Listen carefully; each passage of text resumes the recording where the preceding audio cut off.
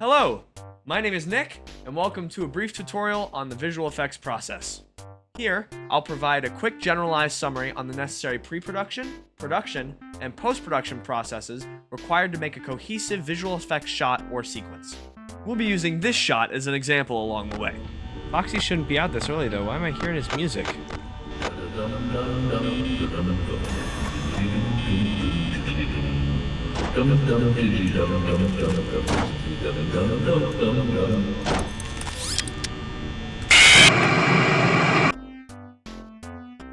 Pre-production is one of the most vital parts of this process, as it's where you'll need to gather all of your information regarding the shot that you're trying to capture. It's important to meet with the other creative leads in your production to discuss the number of shots, angles, and scene blocking.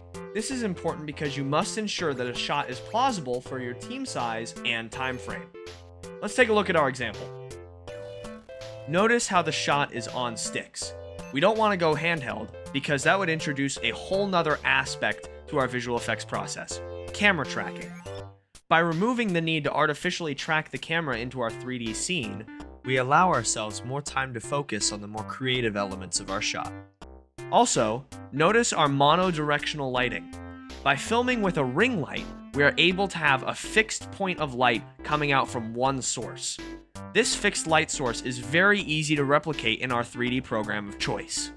By doing so, we can ensure accurate shadows and lighting represented on our 3D model and 3D environment. Once this is rendered out and composited, this will allow us to have a final product that looks most like it was filmed in camera. It is vital that you pass along your camera data to your visual effects artist or supervisor. Things like sensor size, lens type, and focal length are very important for your visual effects artist to properly composite in any artificial elements.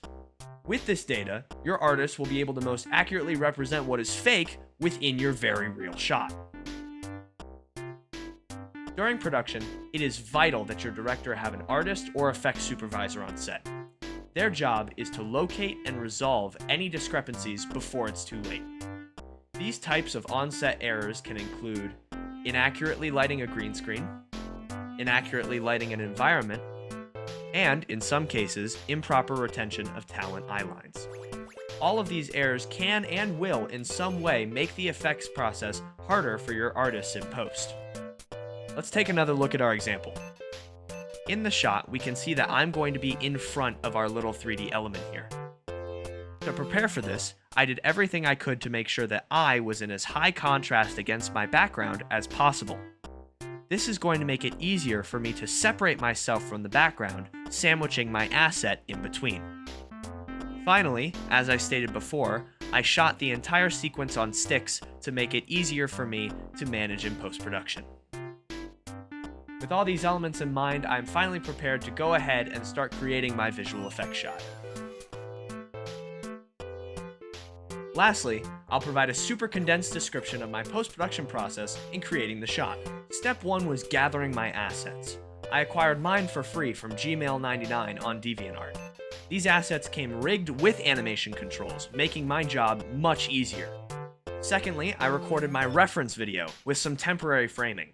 I was able to use this to plan my shot ahead of time before I started filming. This also helped me get a jump start on my animation before I went to film the final plate.